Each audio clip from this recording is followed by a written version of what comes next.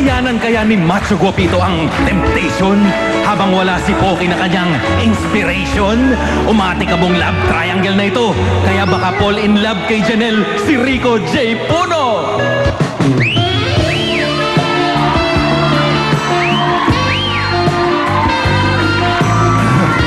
Ano?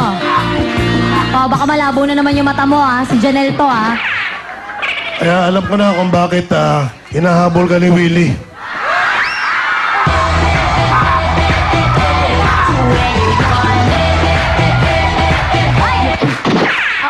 Mabilis ako tumakbo.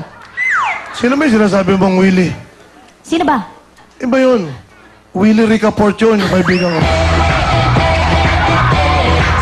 Ay! Ikaw! Lagi mo Bakit ko ba pagka nilalagyan? pinabanggit ko yung mga pangalan yun eh? Parang iba. Ano ka ba? Meron ka bang hindi malilimutang mga nangyari sa buhay mo?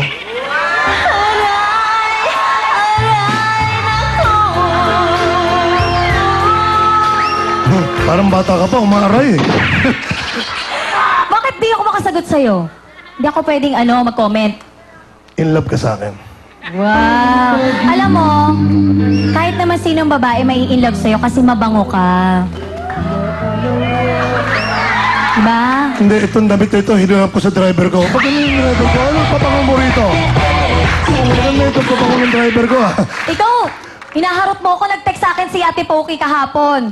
Sabi niya, Janelle, total masaya ka naman, yung puso mo, masaya naman, hayaan mo na lang sa akin si Rico.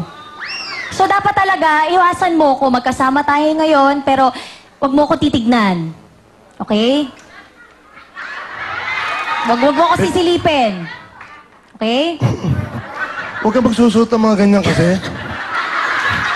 Tignan mo! Dito may mga cameraman natin kung ano-ano mga pinagtititingnan. Puro ikaw. Ayaw na akong i-close up. Puro ikaw. Oh. Kasalanan ko ba yon? Hindi nga. Kaya nga, kasalanan ko bang tumibok ang puso ko rin sa'yo? Alam mo, hindi ba? Miskin na si Lolo. Yun na yun. Nandun doon. Tinan mo. Parang... Naglalaway na si Lolo. Naglalaway. Ang gano'n. Lolo, nakagat ba kayo ng aso?